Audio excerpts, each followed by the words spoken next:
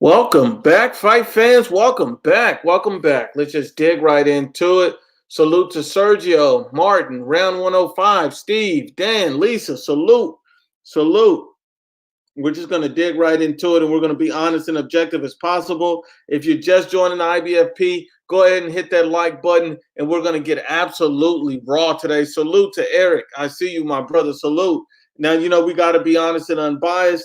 And the first thing, we're going to dig into a few things. We're going to go into who's fighting the best, who is the best, who's average fighter, who's good fighters, who's elite fighters. Salute to Los Angeles, California. I see you, Grain. Salute.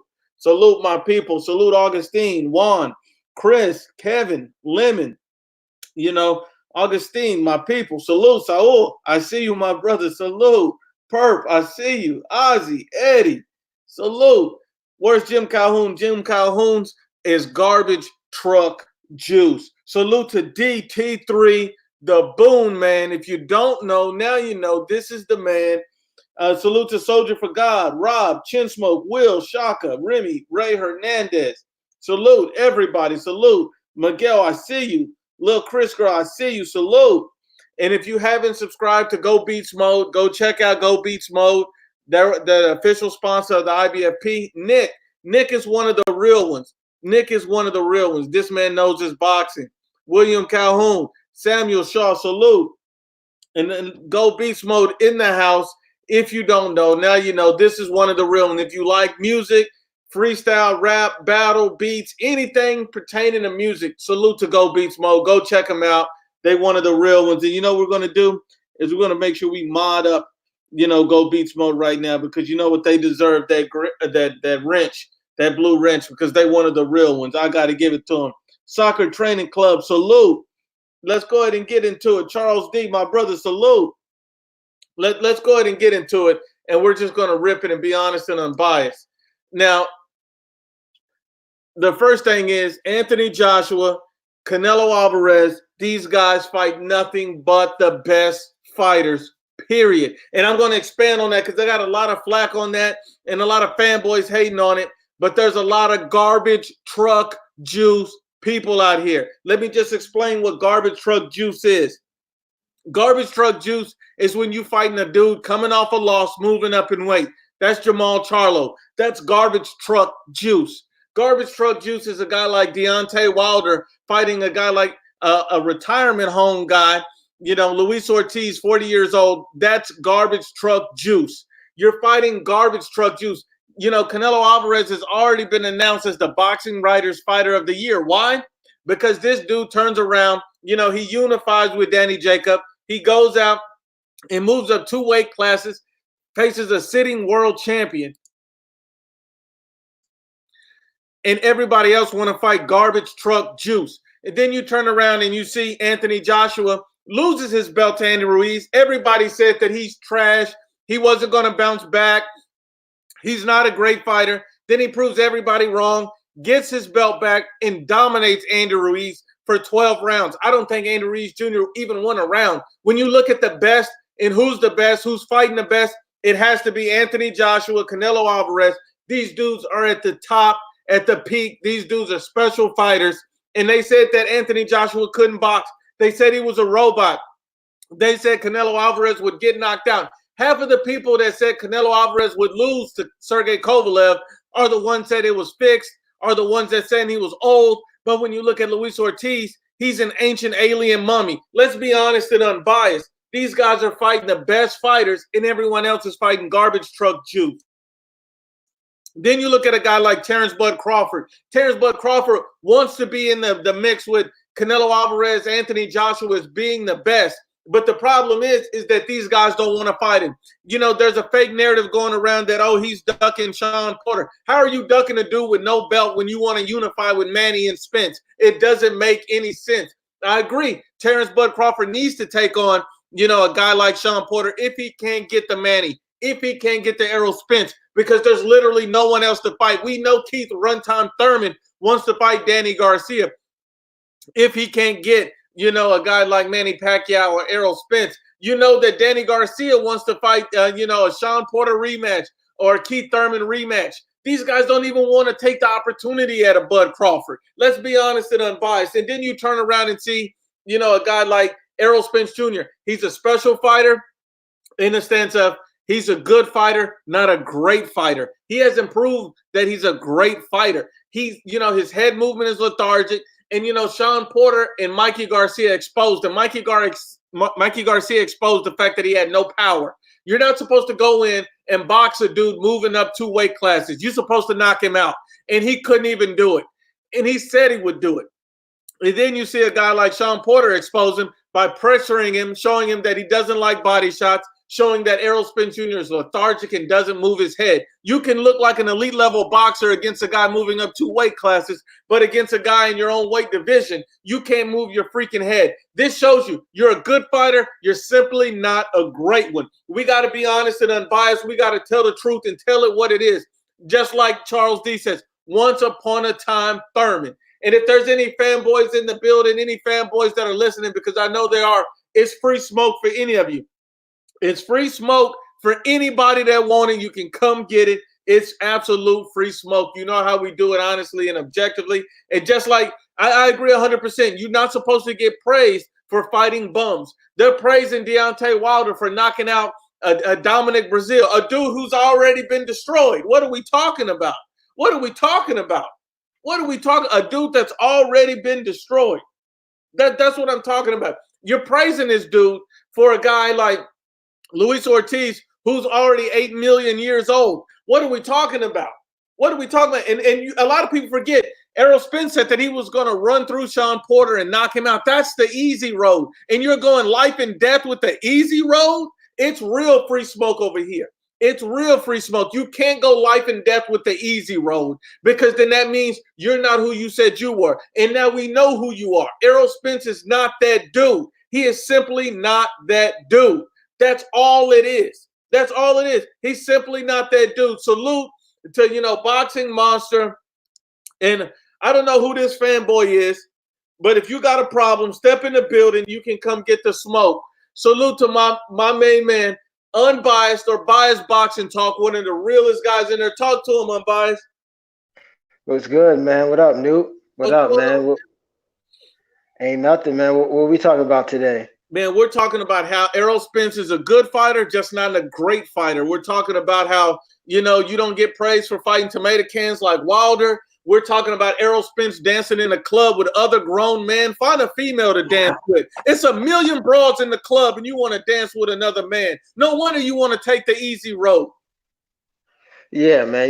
This dude, he said Sean Porter was the easy road, and he struggled, a lot in that fight. He didn't knock out Mikey Garcia, even though he said he was going to pre-fight. And everybody wants to make excuses for this guy and still say he's the best in the division. But he doesn't even want to challenge himself and fight Terrence Crawford. So to me, he's just a fraud. You know what I'm saying? I think he's an alcoholic. This guy, you can't get him away from the bars. He's in the club grabbing his hips and gyrating his hips next to another man. Like, I just don't get it. This dude is, he's very suspect in my opinion. So. And Deontay Wilder, man, that dude, he's just a bum beater. That's what he is. His whole career has been a bum beating contest. So I don't put much thought into Deontay Wilder. He's a clown, a clout chaser. Clout chased Anthony Joshua his whole career. And, still the best name on his resume is an old Luis Ortiz. And that's just sad. And let me tell you this, Unbiased. This guy, Back Toast Roots or whatever his name is, he looks like more of a Brokeback Mountain type of guy, because he got 2 dudes hugging or whatever this is on the picture. First of all, if you want to smoke, tell me what you want to debate about. Give me a fact about it, and then we can debate. Because what you sound like is, you seem like the type of dude that talk tough on the chat, but then you're the same type of dude that's closing a refrigerator door with his hips. That's the type of dude you are, closing a refrigerator door with your hips. But you don't want to come on here and name me a fact. You don't want to come in here and speak the truth. See, that's the problem with you. You don't call me by that name. That's the name you call your mama. So if you want to come in here and debate boxing, give me a fact and we can go at it. Because if you come on here talking trash, you're going to get this smoke. Oh, hold on. Why are you hiding? Why do you want to see another grown man's picture? See, that's the problem. Unbiased, these are the type of dudes that dance in the club with other men. That's what we're talking about. How am I hiding when you want to see a man's face? You're the type of dude that dance in the club with another grown man. You're disgusting. Let's keep it going. We don't have time for these clowns unless they want to debate. This dude got pictures. This dude got Brokeback Mountain posters on his wall and shit. Like, I'm not. I don't want to debate no guy that's obviously clearly a Spence fan that likes those grown men dancing in the clubs on each other. I'm not with none of that shit. So I mean, dude, look at it. This man is begging me to show my face. You want to see another man's face while you want to close the refrigerator door with your hips. What type of man is this? You call yourself a man? Get off your knees and stand up and speak the truth. If you got something to debate, then debate it, or you're going to get bodied every time. But we're going to keep it going, man. Is Errol Spence Jr. an elite fighter, or is he a good fighter or a great fighter? Earl Spence, man, honestly, I think he struggled more than Keith Thurman versus Porter. So, in my opinion, I think he's just a decent fighter. You know what I'm saying? He has good fundamentals, so that gets him by. But he's more hype than he actually is quality, in my opinion. The dude is very overhyped. His fan base, you know what I'm saying? They're just in love with the guy. They just like saying his catchphrases like "man down." They got "man down" tramp stamps. You know what I'm saying? So I don't really understand his fan base. They clearly like other men, and they're more of a fan of him than the sport of boxing. It's really crazy. I agree. And then you also got to look at it like this, Unbiased. These are the same guys that, Barbershop, Fanny, he don't know his sport, Ego, Dante, all these LDBC garbage channels. All these dudes talk about is a stupid narrative. They want to discredit Canelo. They want to pump up Wilder. And then they want to denigrate Anthony Joshua. Remember, you can't forget, all of these dudes said AJ would lose to Andy Ruiz in a rematch. And I've been telling these guys, fast feet beat fast hand. You can't be stuck in quicksand and then try to, you know what I mean, and try to outbox a guy. It doesn't work like that. We know Anthony Joshua has the fundamentals. We know he has the skill set and the power to beat almost anybody. And then you look on the other end, they don't give Canelo Alvarez credit for beating Sergey Kovalev, but they give Deontay Wilder credit for being an old, worn-down Luis Ortiz. It doesn't make sense. These guys don't make sense. Their narrative don't make sense. You can't be serious when you're talking about these guys. How is Canelo Alvarez ducking Jamal Charlo, and he's not fighting anyone of relevance, but yet Canelo Alvarez is making top level moves. He's moving up in weight class to fight people. He's fighting the undefeated Billy Joe Saunders. He's fighting the Billy Joe Saunders who's already fought and beat the Chris Eubank Jr. that Jamal Charlo was being lined up to fight. Hey, Nuke, let's take it back like he knows his Spence's hairline. Because this dude said Canelo Alvarez is basically ducking Andrade and Charlo. Yeah, he just made a video saying that Spence is not ducking Bud because he is the A side and the B side has to wait. So if Spence is the A side to Bud, then what is Canelo Alvarez to Andrade and Jamal Charlo? Because I think this dude is confused. You know what it is that, when you get your hairline pushed back after every time you say Spence is going to bulldoze somebody and he doesn't, then you look stupider and stupider. You got to understand, this is the same idiot that said that Errol Spence was going to bulldoze Mikey but you want to fight Mikey, a dude moving up 2 weight classes, and you want to put on a boxing match. What are we talking about? He didn't want to put on a boxing match. He tried to knock out Mikey, and he simply couldn't do it. This is the same dude sitting in the high guard on a $75 pay-per-view. You don't want to go for the knockout. That doesn't make any sense. He was going for the knockout. He simply couldn't get it. And, that's really it. That's really it. And back those roots, back broke mountain, whatever your name is, the dude that closed the refrigerator door with his hips. If you want to name a fact, step up, because you ain't got nothing to talk about. These dudes have no facts. So they want to come in here and play a race game. They want to come in here and hate on who's the best. We know who the best is. We know who's getting it. What you want to speak on, Unbiased? Because these dudes don't want it. Man, these dudes, honestly, it's pathetic right now. These dudes are more man fans than anything. They just got crushes on these boxers. You know what I'm saying? They don't like the sport. They just want to see their fighter win no matter who he's fighting. You know what I mean? So, Deontay Wilder right now, in my opinion, is just a clout chaser. He's clout chasing Anthony Joshua. The guy didn't want to fight a Klitschko. He was still a baby. You know, this guy, man, he's just a clown to me. He should have stuck to basketball and just played that, because boxing is not his sport. Yeah, he has power, but his fundamentals is trash. You know what I'm saying? So his resume is trash, and his fan base is trash. All these LDBC losers just want to, you know, man crush man fan over Spence and Wilder and Gervonta Stank Davis.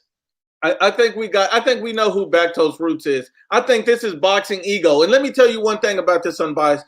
Bactos Roots just said the IBFP sucks. No, you know who sucks, Bactos Roots? You know who sucks? Your mama sucks. And that's how you got here, because she sucked. You see, we got to be honest and unbiased about who you are. You're a coward who won't step in here, won't debate, won't name any facts, because all you want to do is fanboy. You need to stop sucking for Errol Spence and Wilder and Charlo and tell the truth. And see, I know you're really boxing ego. See, you know, all these dudes really want to come at me, but they don't want to come at me with the truth. You could be He Knows the Sports with a back hairline. He Knows the Sport is putting on the best imitation of Stephen A. Smith of his life. Like, this dude is absolute garbage. Salute to Mr. Two Hands Up, one of the real, and salute my brother. Salute, Noob. What's good, Unbiased? What up? What up? Chilling, bros. What's good?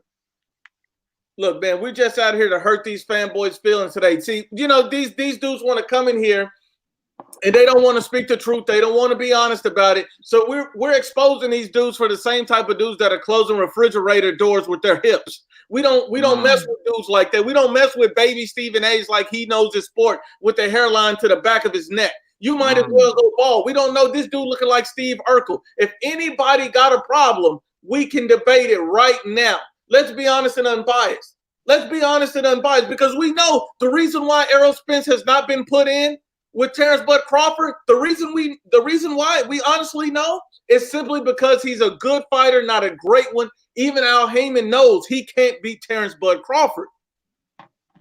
Man, Crawford will beat the Hennessy out of Spence. That's what would happen. That's why they don't want to put him in there, because they already know what's going to happen. You know what I mean? This dude right now is back in the gym sweating out vodka.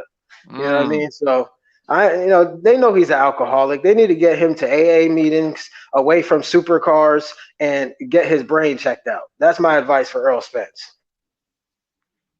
Man, this man sweating out 100 proof. He drinking corn liquor. Man, bad nights he drinking Wild Irish Roads or Old English 40s. Hold on, Two Hands. Hold on, Two Hands, because I just got. He said the whole joint is garbage. I just found something about Bactos Roots. See, this is what happens when you got money, Bactos. See, I have laptops, computers, iPads. I have everything. So I just pulled up your channel and your playlist. And if anybody click on Bactos Roots right now, click on his channel and go look at it. And if you look at his channel, you see this dude out here making skirts. You can't make this up. You're out here making skirts. See, I told you this was a dude that opened refrigerator doors with his hips. What are we talking about? This dude is garbage truck juice. I'm looking that up right now. Look at it. See, this is broke back mountain stuff. This is what we're talking about. Bactos Roots is trash. Look, man, you want to know what I notice about these fanboys, bruh? They claim they hate the truth so much, but they always tune in for it. That's it. They tune in for the truth. They want to be put with the truth, but they just get on here and get in their feelings about the truth. They were mad at Unbiased because he posted Errol Spence Jr. dancing in the club. What are we talking about? How is that wrong to post this man dancing in the club? What's wrong with that? He knows the sport. You're a coward and a female because you won't come in here and debate this man. You want to sit up here and talk all this trash and get mad that this dude posted, but that he posts nothing but the truth. A dedicated fighter doesn't dance in the club. A dedicated fighter does his work in the gym. See, that's why Errol Spence's head movement still look lethargic from when he fought Kell Brook to when he fought Sean Porter. Talk to him, Unbiased. Yeah, man. See, these dudes, that's how we know he's a Spence fan. He making skirts and shit. Errol Spence right now, he's just looking for the nearest club to visit. You know what I'm saying? These guys, honestly, how could you be a fan of a boxer who doesn't take it seriously? You know, he knows his sport's upset because I posted a video. His hairline is trash. You know what I mean? So I don't really got much for that guy. He just clearly has a vendetta. because he knows his favorite boxer is an alcoholic. You know what I mean? Hey, man, there's nothing we could do about that. The dude loves to drink. You know what I mean? Hennessy and 40s and shots of gin. Well, that's what he likes. And look, let's be honest. Let's be honest. You know, the fighter of the decade, everybody's talking about it, so we'll discuss it. Salute to Brian Romero. Floyd won fighter of the decade. And you know what? I have no problem. I thought Canelo did enough, but if you don't have Canelo, you have Floyd. I have no problem. I'm not going to argue with it because it's like a pound for pound list. It's typically who you like best based on what you've seen during that. I just think that since Floyd didn't do the entire decade, and then, you know, at the back end of it, I don't count Conor McGregor. I think that hurts him. I don't count Andre Berto. I think that hurts him. But that's just my opinion. I think Canelo Alvarez is fighter of the decade. Dude fought 12 world champions. I just think he did too much. I think he took more risks than Floyd took. Floyd took fights that he knew he could beat guys, but at the same time, Floyd is one of the best all time, so you can't blame him for that. You guys got any weigh in on the fighter of the decade? Man, I couldn't put Floyd there. I simply couldn't put Floyd there because Floyd retired in 2015. So if we're talking about fighter of the decade, we got to talk about fighters from 2010 all the way up until 2020. Now, when you think about Floyd's back end of his career, just the same way I talk about Manny Pacquiao, you know, there's a few losses there, and one of them is very devastating. You know what I mean? When it come to Floyd Mayweather, he fought a bunch of old heads. He didn't have that same pop, pizzazz, ring generalship, and that ferocity he had when he was Pretty Boy. I'm talking about from, you know, early 2000, from the Diego Corrales era. You know what I mean? Like the way he whooped up on Arturo Gatti. That was a completely different Floyd. You know what I'm saying? But the Floyd we talking about now, that was a safe, defensively sound fighter that had just played it safe. You know what I mean? Me personally, I don't have no pride. I would have gave it to, you know, I would have rather, if they were going to give it to anybody, they could have gave it to Canelo for real, because Canelo's activity, he's been in the ring with champion after champion and notable name, like I said, since Alberto Angulo. Yeah. You know what I mean? Like, and then the only other person that you could consider, if you don't get Canelo, or if you're not going with Floyd, you could go with Pac-Man. You could do Andre Ward. Andre Ward did move up to face the Crusher, but really, who else did he fight? Like that's just. I feel like Andre Ward still had time to do so much more, but he chose not to. The thing I respect about Andre Ward though, within his, you know, his little, if you think about from just 2009, from the inception of the Super, when he got into the Super Six, and you just think about who he fought at the time in the Super Six, he took on Mikhail Kessler, who was, you know what I'm saying, Ring Magazine, you know, top dog at 168, who nobody gave Andre Ward or anybody a shot in getting through the Super Six. He had to fight Arthur Abram, the WBO champion. Shoot, he had to run through Alan Green. He was a dog at the time, and then he had to finish it off with the Cobra Carl Froch. Then after that, he fought a Chad Dawson, who was lineal champion, was a dog at the time, and he came down to 168, fought him, stopped him in the 10th round. Sullivan Barrera, when he was supposed to be somebody at 17-0 with 12 knockouts, he bust his ass, and then he beat the Crusher. You could say the first one was debatable, but the second one, he stopped him with a body shot early. So it's like I could see why they would say, you know, Andre Ward would be fighter of the decade, because his body of work in such short time. He fought nothing but prime guys all within that short span of 6 years, and it was a massive amount of work. You know what I mean? He didn't take off on the work. So that's the one reason why I could say, like, I respect it for real, because I'm like, they didn't look at the stardom, they actually looked at a fighter. You know what I mean? But that's my opinion. And you can't argue Andre Ward, Canelo, even Floyd to some degree, and Manny Pacquiao. I think all of those can have a legitimate case as fighter of the decade. Right. Yeah, I would probably pick either Canelo or Manny because to me, Floyd fought, Robert Guerrero, which he had to hype up that fight. Nobody wanted to see that shit. Then he fought a tune-up in Berto, and then he just fought the cokehead Conor McGregor, the MMA fighter. So, I mean, like, Floyd hasn't really been fighting, anybody we wanted him to fight, at the end of his career. Whereas Manny, he took chances. Yeah, he lost, but he still fought those guys. You know what I'm saying? He just beat Thurman. I think that's a very good win. And Canelo beats a champion every year. You know what I'm saying? Sometimes even two.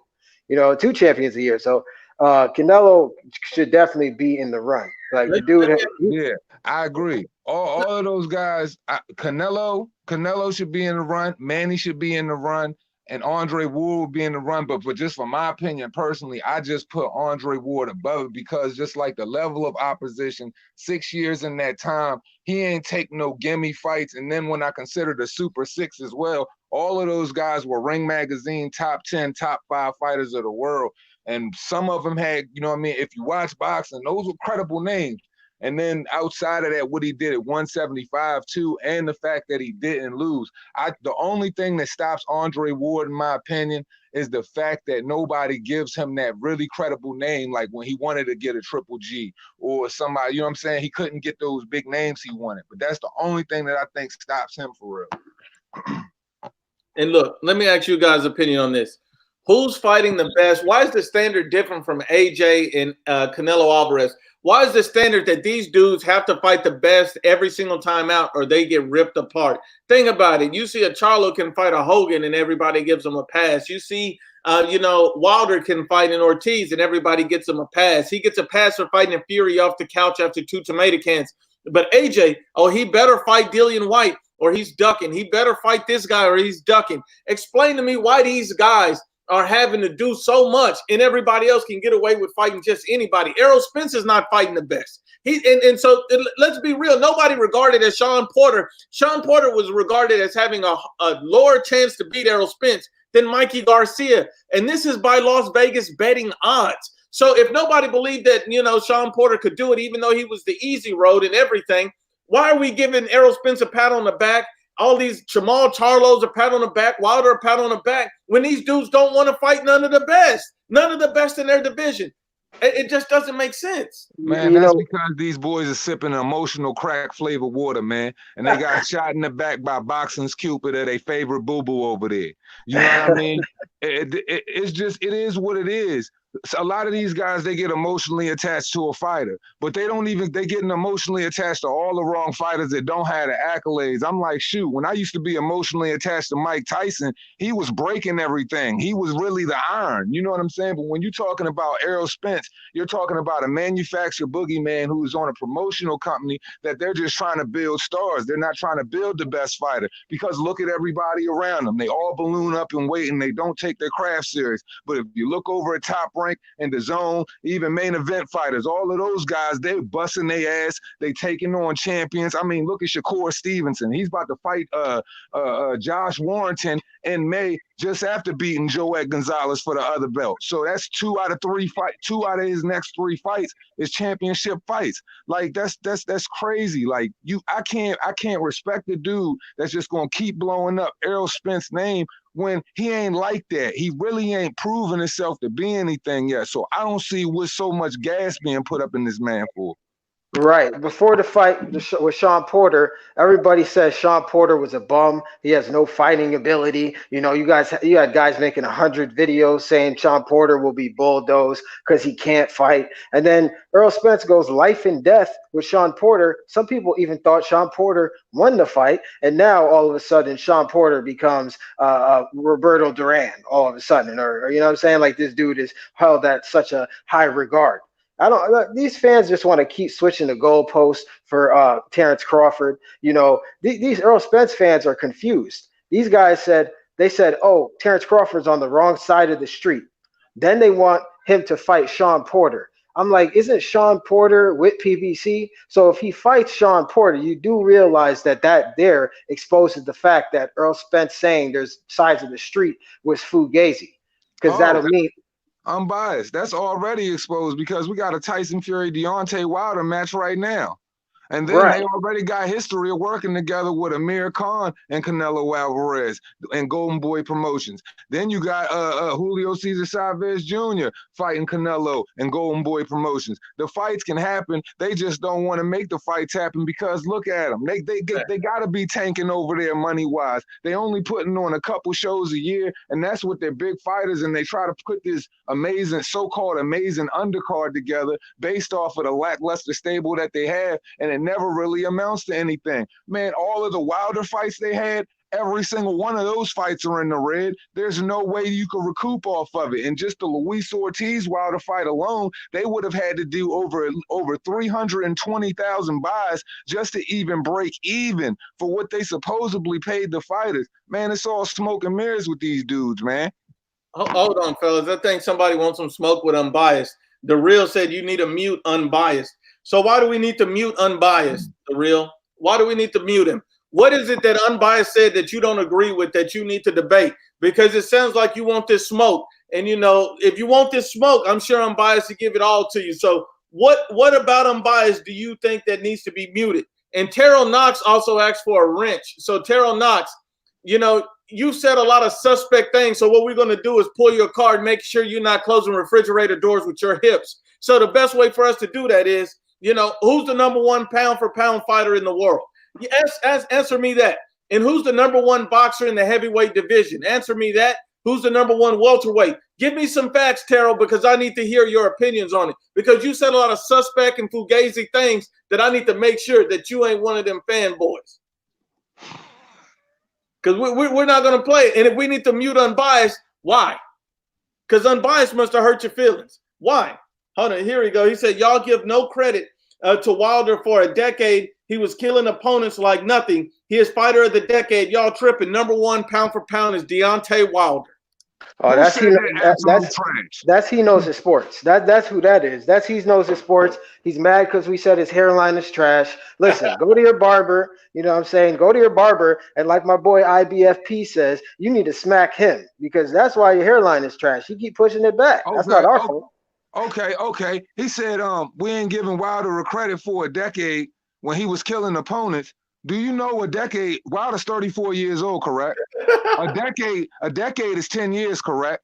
Do you know a decade ago, the same fighter you're talking about was having the brawl at the mall with Owen Beck? Know what you're talking about. This man was fighting in the mall against Owen Beck. This same decade you're talking about. And he didn't even win his title up until what? His 33rd fight, 34th fight, 35th fight? Come on, brother. Let's be serious here. He's knocked over nothing but tomato cans. He won't fight anybody but elite. He's got knocked down by a 6'1.5" guy by the name of Harold Sconiers, who has a 23% KO rating. And you talking about we supposed to praise this dude with 2 wins over Luis Ortiz, a guy he gave a pass on PEDs because he said he wanted to help him help his daughter. But at the same time, you wouldn't even give Dillian White a fight, and he got cleared by VADA, and then you jumped over him with Dominic Brazil when he was ranked #3 in the WBC, and Dillian White was #1. This the same guy I'm supposed to be praising, the same guy who got danced on by Tyson Fury for 10 rounds to 2, and he's in the Vegas odds right now. He ain't even the favorite, but y'all swear he won. This is the dude I'm supposed to be praising for a decade, but I'll digress. Yeah. Anything else you want to add to this guy, Unbiased, before I get him? I don't even Two Hands just bodied him. You know what I'm saying? So, hey, man, do your thing. The only thing I'm going to tell you is The Real is, you know, first of all, man, I don't know you. I've never seen you before, but I'll tell you this. You could be, he knows this sport. Your hairline could be beat up. But one thing I do know about you is you're on your knees for Deontay Wilder. And I can obviously see it. You're talking about giving him a decade for knocking over tomato cans? Tomato can, you're going through your local grocery store and stomping out tomato can after tomato can, cherry pick after cherry pick, and you're supposed to get something. You didn't fight Klitschko when he was in it, when he had the opportunity to unify. You didn't fight Charles Martin, Joseph Parker, but all your fanboys trashed those fights. But at the end of the day, Wilder never took any fight that he would have deemed as risky. At the end of the day, Deontay Wilder is lucky that he got a gift in a draw against Tyson Fury. Because really, Tyson Fury should be the WBC champion right now, if we're being honest and unbiased. You garbage truck juice, bro. You garbage truck juice. You're ducking Wilder. How are you ducking 120 mil unbiased? Please.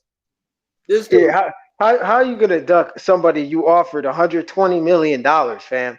There's no way in hell that Anthony Joshua is ducking Deontay Wilder. He's the only he's made multiple offers to the guy. I feel like he wants AJ to you know what I'm saying, like do some weird shit for him. I don't know what he wants in order to fight Anthony Joshua, but clearly he is the one that's ducking. You know, there's no reason to turn down $120 million and then turn around and make what was reported that he made versus Ortiz, and then he did. I believe it was like I think they said it was 20, but he was guaranteed like 10 or something. Oh my God, we got a goofy in here. We got an absolute goofy in here. Voice of God Boxing talking about sounds like some folks are completely unaware of the economics of a potential Spence versus Crawford fight. It isn't big enough for co-broadcast, so who would be the A side and who shows it? So you mean to tell me Tyson Fury versus Deontay Wilder is big enough for a co-promo broadcast? Because if I don't recall, Deontay Wilder's last fights total, he couldn't even pack together nothing but what, 7 to 10,000 seats. And Tyson Fury, he did 3,000 versus 3,000 versus Tom Schwartz, 9,000 versus Tom Schwartz, and 3,000 for Otto Wallin. But that's enough to do a co-promo broadcast on? Exactly. What are you talking about right now? Because they're with the two biggest sports machines in the world. You got Fox, which is with Disney, and then you got ESPN. So at the same time, they could co-promote and blow all of the money they want. They just don't want to put the fight together because they shook. Hey, and the voice of God Boxing. I got a question for you, because you just said anyone who thinks Wilder ducked White shows they're completely ignorant of what went on.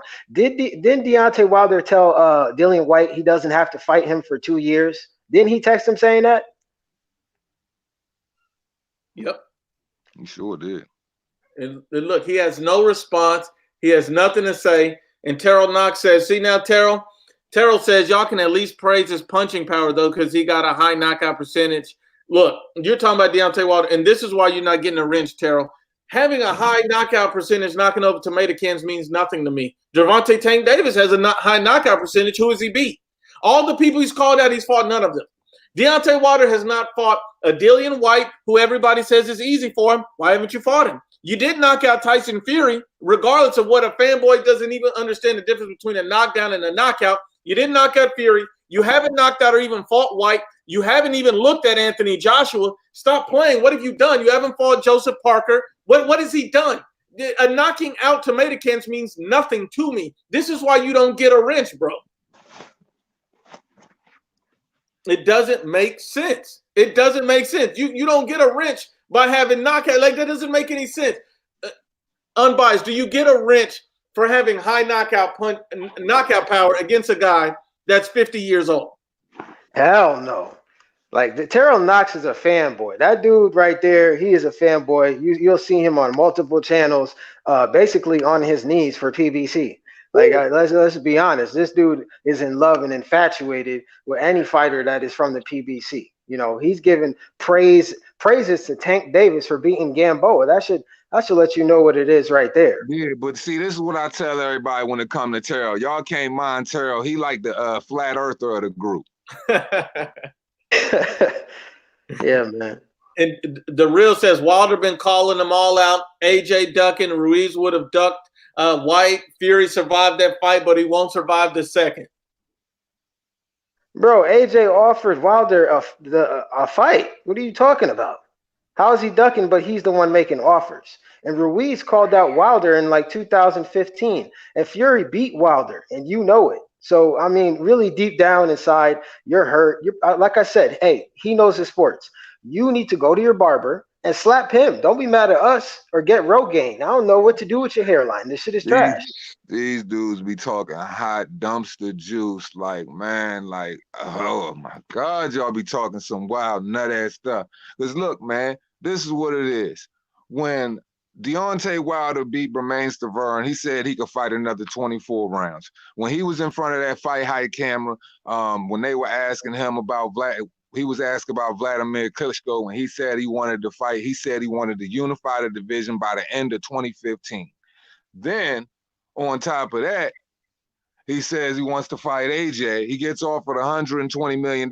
He doesn't want to take that. Jumps in the ring with Dominic Brazil. They asked him about the AJ fight. He says one day, he said, I promise you these fights are all going to happen if you have patience and you wait. He said, because we're risking our lives in here. And we're just trying to get the most money because we're in here risking our lives. Our head isn't meant to be hit. That is word for word. So you mean to tell me, Mr. I want to catch a body on my record when it came to Dominic Brazil. Now all of a sudden, when it comes to Anthony Joshua, you risking your life and you trying to get the most money you possibly can, but you turned down 9 figures and you never made no more than 20, and the 20 million that you did make was for the same fight that you took because the zone was going to pay you 20 million for Brazil and they was going to give you another 50 million per fight with Anthony Joshua, but you was too much of a feline to take it. That's just what it is, man. Y'all keep following this clown. That's real facts. And we got a guy who says here, Brian Romero, salute to you. He says, why does no one want to fight Demetrius Andrade? You guys want to take this one? I'll jump on and see. I got a couple mixed. See, I'm starting to have like mixed feelings about this Demetrius Andrade thing because it was one thing when he fought when he fought Shalecki.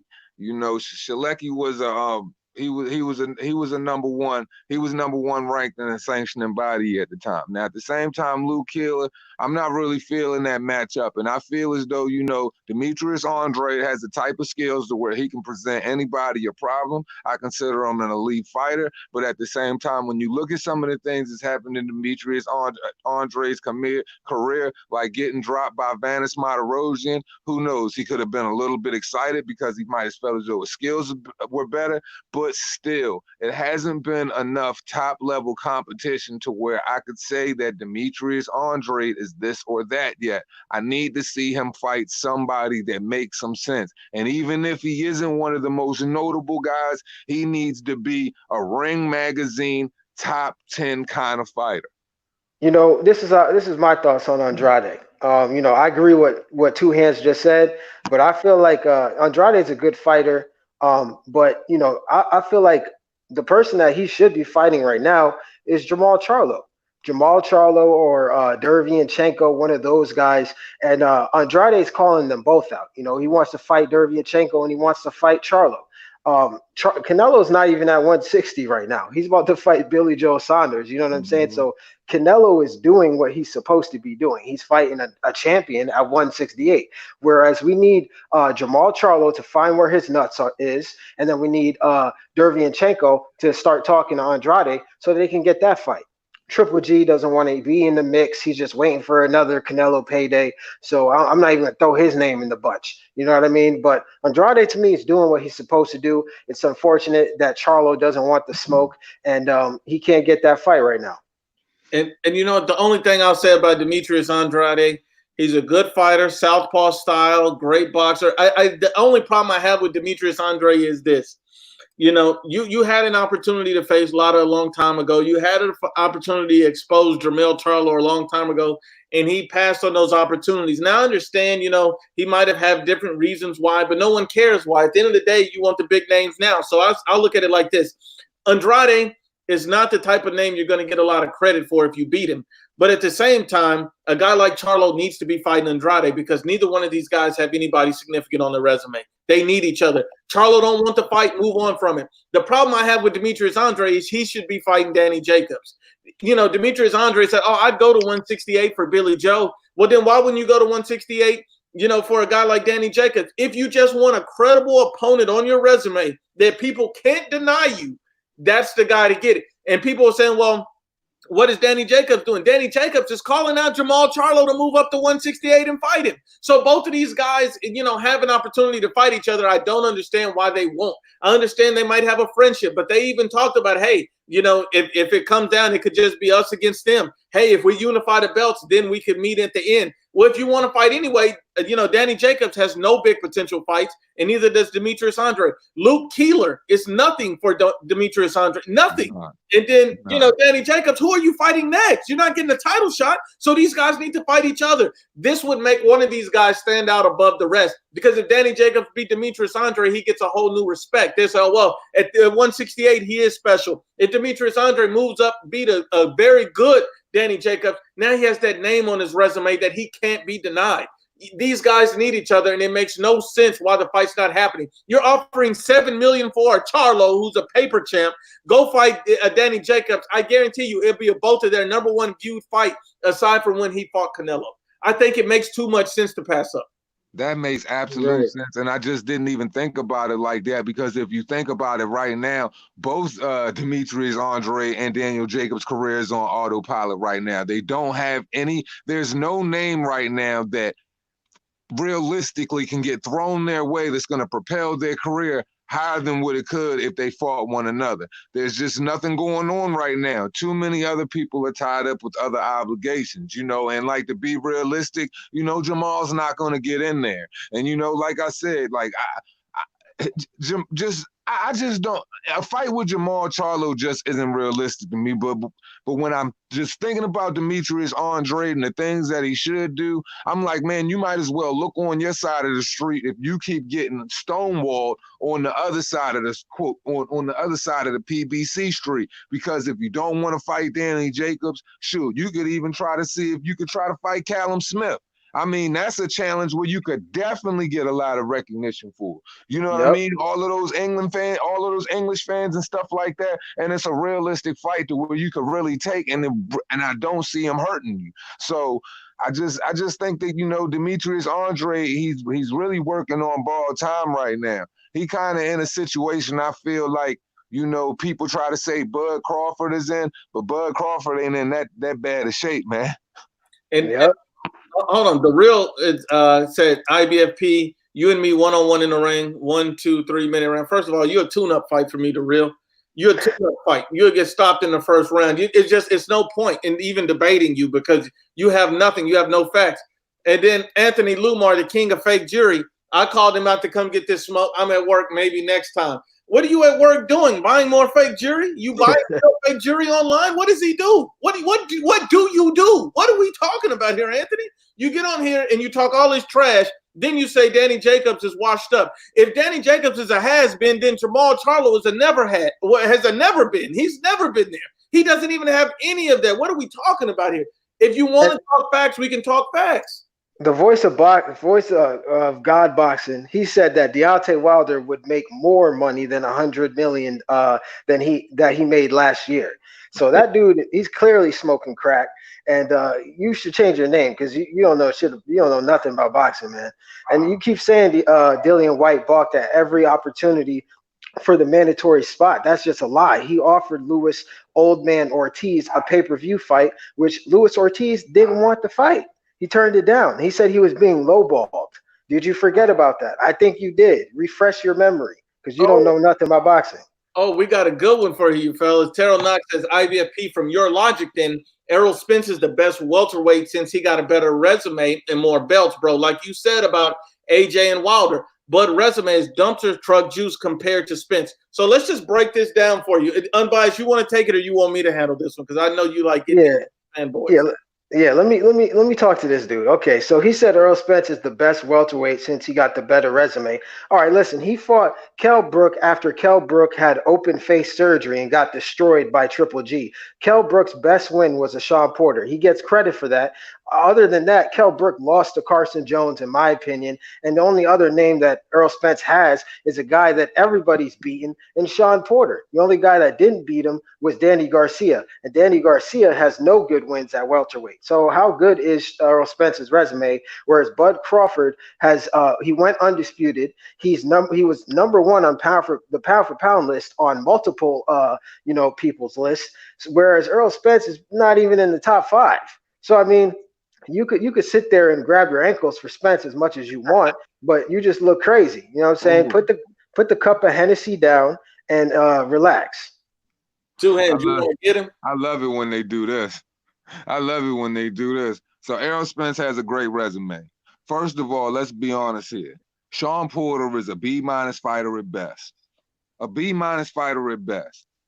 And he basically struggled with him. And if the judges knew what they were looking at, he lost that fight. And if the ref would have counted one of the 10,000 abnormal red size low blows he was throwing at him, he would have. He definitely would have won that fight. Number two, Mikey Garcia. Everybody says, what has Bud Crawford done at 147? Well, what has Mikey Garcia done at 147 other than look bloated, out of place, and overweight? Then, if you want to go down the list, you talking about Carlos Ocampo. Who the fuck is that? Lamar Peterson? Punch drunk Lamar Peterson? Man, come on. Kell Brook, who just got his orbital bone smashed by Triple G going up trying to be great, to come back down and get his other orbital bone smashed, because if anybody knows anything about the orbital bone, you smash one, the other one is susceptible to go very easily. This man beat a Alejandro Pereira, you know what I'm saying, a Leonard Bundu, and then y'all say y'all want to give him this, he wanted credit. This is his words. He wanted credit for Lamar Peterson, and he wanted credit for who was the other one? Chris Algieri. But this is the same Chris Algieri that got his ass whooped by Amir Khan, but y'all don't give Bud Crawford credit for that. And you know what? To top it off, and I completely forgot this. Terrence Crawford, when he first moved up, who did he beat? Jeff Horn, right? Who did Jeff Horn just come off a victory of? Manny Pacquiao. Okay, so that ends the conversation right there. Who has the better resume at welterweight? All right, all these guys are chasing Manny Pacquiao. Well, Terrence Crawford beat the guy who beat that guy. So come on, man, bring some facts in, like IBFP would say. And then they always talk about Jeff Horn, saying Jeff Horn wasn't nothing. Jeff Horn was a WBO champion, who just came off beating Manny Pacquiao once again. So I don't see how you can discredit that. They try to discredit Mean Machine Kavaluskas, who was a ring top 10 welterweight across the board and a transitional boxing ranking welterweight across the board in the world. Those are the two most respected ranking systems that you possibly could look at. Not at the little Fugazi, not the little Fugazi sanctioning bodies, to where they switch up everything and they just put whatever fighter they want to put up in number 3, 2, or 1, just because they showing favor, stroking balls of like guys like Deontay Wilder or the rest of these clowns, the Churro twins, stuff like that. Like, man, y'all follow the lamest dudes. And another thing that really ticked me off about these dudes, when they talk about Bud Crawford, they always sit up there and say, "Oh, they beat up. He beat up on a man who got shot in his leg 8 times. He beat up on a man who got shot in his legs 8 times." Well, first of all, that's not facts. That's not facts. The same guy you saying who was shot in his legs 8 times was only shot in his leg once. He had over a 15 to 18 month layoff, and then he came back to fight 2 people on top of that. And he didn't beat him by decision, you idiots. He stopped them. I'm talking about Frank Rojas, who was 22-0 at the time, and I'm talking about Matthew Strode, 24-5. So what are y'all talking about? He had 2 fights in that same year before he fought Bud Crawford, and Bud Crawford stopped him. So y'all can't say that Jose Benavidez was an inactive fighter. Jose Benavidez was an undefeated fighter at 27-0 before he took his loss to Bud Crawford. So we're going to stop discrediting Bud Crawford and the things that he's done, man, because really, there was a time when I believe everybody was praising Amir Khan, if I ain't mistaken. He had the fastest hands. He was knocking dudes out and all of that. But when it come to these PBC dudes, man, we can't get the same respect. But I'm off that, though. Hey, two hands, or IBFP. Can you guys let me know who on Earl Spence's resume has beaten a Manny Pacquiao? No one. Nobody. No one. So why are these guys in the chat basically saying Crawford hasn't fought anybody when his first fight at 147 was a guy coming off of a win against Manny Pacquiao? All right, even Keith Thurman said Jeff Horn definitely beat Manny Pacquiao. Regardless of how people feel, Jeff Horn on BoxRec has a W over Manny Pacquiao, and Terrence Crawford washed him every second of the fight, whereas Manny Pacquiao visibly was struggling and getting hit. So I want to hear about this nonsense. Well, look at this unbiased. This is what Terrell Knox is saying. Spence wins over Brook, who was undefeated at welterweight. Mikey was 39-0 and a ranked pound-for-pound fighter. And a WBC champion. Porter is better wins than any win Bud got on his resume is the point I'm trying to make. I guess he's directing this towards me. The problem with this is, Terrell, this is why you're garbage truck juice. What? Let me explain why you closed the refrigerator door with your hips. Let me break it down. You don't count Kell Brook's win because Kell Brook was already a broken fighter. This dude was coming off a knockout loss, requesting a medical extension and eye surgery. What are we talking about? And he still struggled early in that fight against a broken Kell Brook. What are we talking about? Mikey Garcia was moving up 2 weight classes. The only way that fight was supposed to end was Mikey was supposed to get knocked out. That's the only way it was supposed to end. You idiot. What are we talking about in my D. Jefferson voice? You idiot. You know what I mean? Let's be unbiased. These PBC cats just don't know nothing about boxing, man, and they really don't know nothing about fighters. They don't know nothing about the champions, and they don't know nothing about the, the mountains they climb. Just because these dudes didn't shine up in the light as much as, your so-called PBC little Laffy-Taffy fuckboy did, I mean, it doesn't mean they didn't accomplish anything, man. I mean, if you go down Bud Crawford's list, everybody that he stopped, you're talking about an undisputed champion and a guy who was trying to work his way to being an undisputed champion twice that's being hindered by somebody else. Like all of the people Bud stopped to get his belt was undefeated. I don't even think for real your boy Errol Spence might not even if Errol Spence was at 140, I don't even think he can handle a Victor Postal. You know what I'm saying? Like it's levels, man. Like Errol Spence has not fought anybody that really possesses any major boxing skill that can bring it to him, that really has that really has that FU on the end of your punches. He has never fought anybody like that. He ain't fought nobody. Hold on, 2 hands. When you see a fanboy comment, you just got to destroy it real quick, man. Robert Arnold said Golden Boy protects Canelo. I guess in Ryan Garcia, Oscar said it, LOL. The problem with these fanboys is they always say that Oscar's a cokehead. Oscar's, dancing and drag in his kitchen and, hanging out with Terrell Knox, Anthony Lumar, and he knows his sport and up at a rodeo. This is what these fanboys always say. They say Oscar's with Terrell Knox, Anthony Lumar, he knows his sport, all these guys.